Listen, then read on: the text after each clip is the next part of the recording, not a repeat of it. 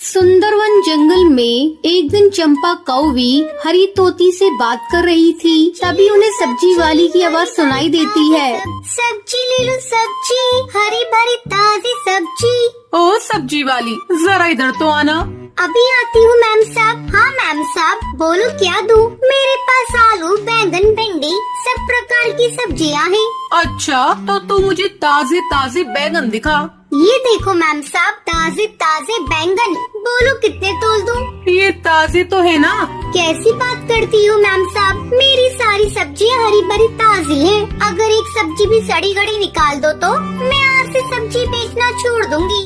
तो बोलती बहुत है सब्जी वाली, तेरे पास लाल टमाटर है तो मुझे भी दिखा, मुझे भी टमाटर लेने हैं। ये लो चाची, लाल लाल टमाटर, चाहो तो एक खा कर देख लो, ताजा ना निकला तो मेरा नाम टुनटुनी नहीं। चंपा कौवी और हरी तोती अपनी अपनी पसंद की सब्जी खरीदती हैं। सब्जी वाली पैसे लेकर वहाँ से जाने लगती है।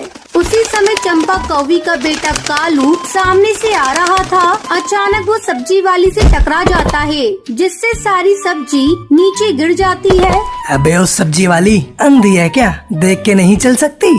अच्छा जी, उल्टा चोर कोतवाल को डांटे, देखकर तुम नहीं चलते और मुझे अंधी बोल रही हो। मेरे सर पर तो भारी सब्जी का टोकरा था, वो तुम्हें दिखाई नहीं दिया। मुझे तो लगता है तुमने जानबूझकर मेरी सब्जी गिराई है।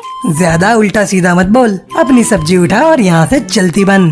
अरे ओ हीरो, मुझसे ज्यादा हीरोगिरी मत करो। सब्जी तुमने गिराई है, चुपचाप इसे उठाकर मेरे टोकरे में डाल दो, वरना अच्छा नहीं होगा। मेरा नाम टुनटुनी है, शोर मचाकर पूरे मोहल्ले को भी बुला लूंगी।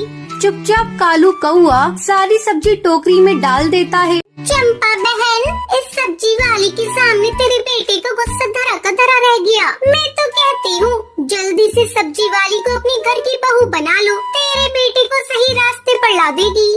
बात तो तूने 100% की कही है। मैं भी अपनी बेटे के गुस्से से तंग आ चुकी हूँ। इसकी तेवर देखकर लगता है यही मेरे घर की बहू बनने लायक है। अगले बेटे का रिश्ता लेकर चंपा टुनटुनी के घर पहुंच जाती है। अरे मैम साहब, आप और यहाँ मेरे घर सब्जी ताजी नहीं थी क्या? लाओ, मैं उसे बदल कर दूसरी दे देती हूँ। अरे नहीं रे, मैं तेरी माँ से अपने बेटे के लिए तेरा हाथ मांगने आई हूँ। तू बनेगी मेरी बहू। मेरे बेटे से तू कल मिल ही चुकी है।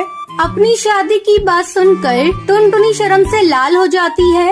आप यहाँ बैठो मैम साहब, मैं अपनी माँ को बुलाकर लाती हूँ। टुनटुनी अपनी माँ को बुलाकर लाती है। थोड़ी देर बातचीत करने के बाद टुनटुनी का रिश्ता पक्का हो जाता है। जाते समय चंपा कौवी अपनी बहू टुनटुनी को शगुन के रूप में 101 रुपए देती है और जल्दी टुनटुनी की शादी कालू कौवे से हो जाती है।